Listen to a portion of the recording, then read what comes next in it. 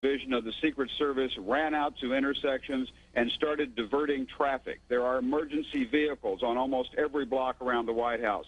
The road south of the White House has also been blocked. And as you know, the White House is being evacuated. Federal employees are standing on the street corners in and around the White House, having left the building for fear of another attack. As you come into Washington from Virginia, about 2 miles from the Pentagon, you can see the smoke billowing up from the building.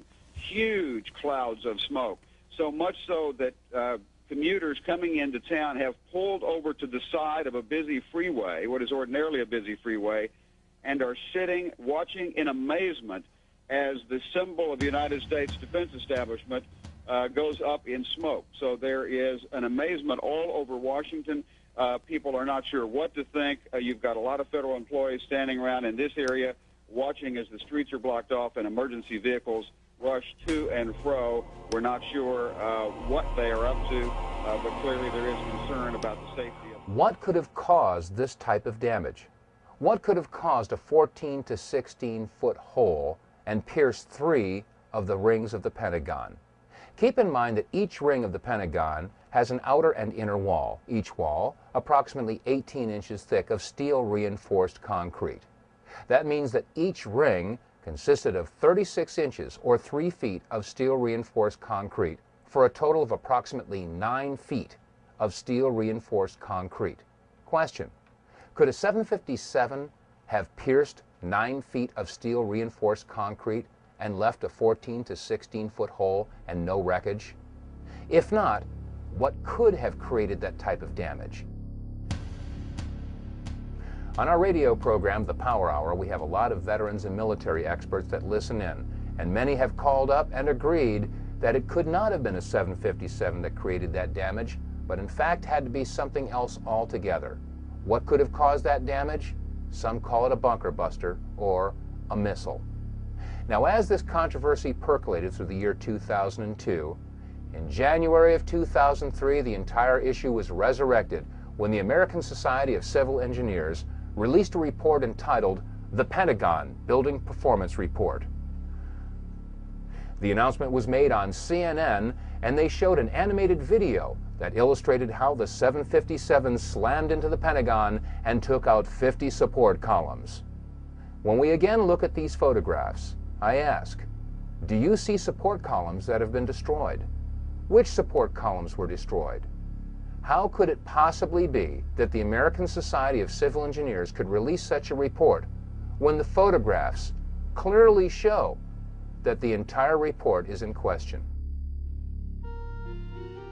There's an old saying in Tennessee, I know it's in Texas, probably in Tennessee, that says, "Fool me once, shame on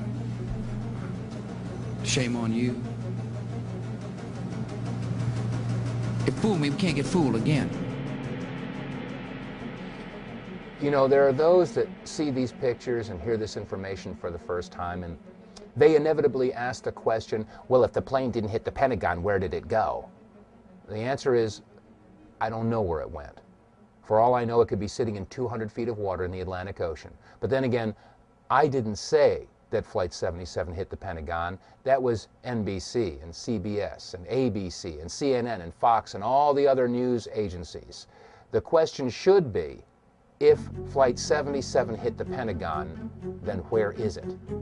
And let's keep in mind that if we do find someone, a group, or an agency that is involved in the obfuscation, distraction, distortion, or cover-up of any information about any of the events of September 11th, does that not indicate possible involvement and even guilt in the events of September 11th? Now let's move on to what happened in New York City on the morning of September 11th.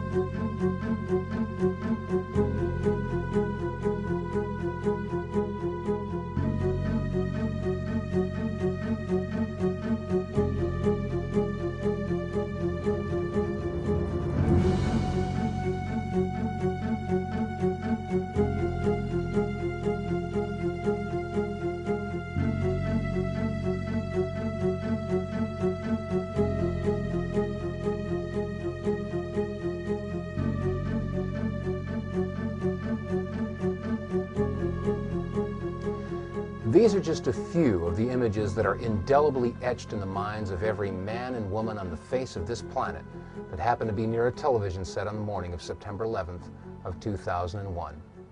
Most of us will never forget where we were and what we were doing on that day. Now, right after September 11th, many conspiracy theories began to arise to try to explain how and why the towers came down. Well, this is no different than any other major event in history, from the assassination of John F. Kennedy to his brother Robert Kennedy, and from the assassinations of Martin Luther King and John Lennon to the explosion in Oklahoma City that destroyed the Murrah Building in 1995 and the downing of TWA Flight 800. All of these were followed by conspiracy theories to try to explain these events. Well, on September 11th, there was a lot of discussion about explosions that went on around the building and in the building. Some of these reports were televised, but only once. Let's take a look at some of these reports and review what had happened on September 11th.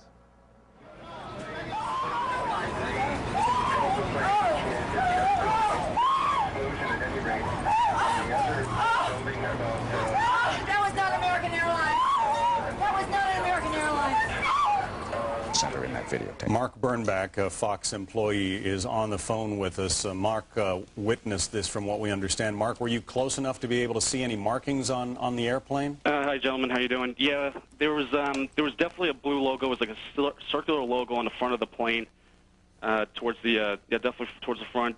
It definitely did not look like a commercial plane. I didn't see any windows on the sides. Mark, if what you say is true, those could be cargo planes or something like that. You said you didn't see any windows in the side? I didn't see any windows on the sides. I saw the plane flying low. I was probably like a block away from the subway in Brooklyn, and that plane came down very low.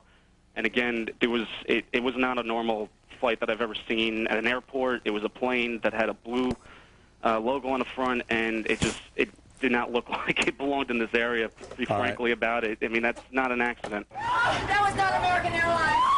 The entire top of the building just blew up. The second explosion and another explosion. We have a report now of a fourth explosion at the Trade Center. There has just been a huge explosion. It almost looks like one of those implosions of buildings that you see. We heard a very loud blast, an explosion. Not clear now is why this explosion took place. Do you know if it was an explosion or if it was a building collapse? To me, it sounded like an explosion. But it was a huge explosion. I saw the two buildings. I'm thinking it was a bomb because it's two of them. This is actually, we believe, debris from one of the planes that hit one of the towers on the World Trade Center. The FBI is here, as you can see. They had roped this area off. They were taking photographs and securing this area just prior to that huge explosion that we all heard and felt. In the September 24th, 2001 edition of People magazine, on page 34, an interview with Louis Cacciola, a 51-year-old firefighter assigned with Engine 47 of Harlem, New York, had this to say. "We were the first ones in the second tower after the plane struck. I was taking firefighters up in the elevator to the 24th floor to get in position to evacuate workers. On the last trip up, a bomb went off. We think there was bombs set in the building." Well, Louis Cacciola isn't the only firefighter who claims that there were explosives or demolition charges going off in and around the World Trade Center. We made it at least 2 blocks, and we started running. Floor by floor, it started popping out. It was if they had detonated. Yeah, detonated. They were planned to take down a building. Boom, boom, boom, boom, boom, boom, boom. All the way down. I was watching. Now, we've seen numerous reports of explosions, bombs, possible demolition charges, a pancake collapse of the towers. But have we seen any footage, anything that might support these particular allegations? And these allegations come from firefighters and officials that were at the scene and were in a position to know. Well, there is one very interesting piece of footage that was broadcast on CNN live while they were interviewing Tom Clancy. And the amazing thing is this footage was shown once and never seen again. Let's take a look. Now, as we look at this footage, the first thing that we want to note is that both towers are still standing. The sun had just risen in New York. It was 9:30 in the morning, so the camera is looking from the west towards the east, and the smoke is being blown towards Brooklyn, or away from the camera to the southeast. This gives you a clear view of the left side or north side of the towers in the Trade Center area.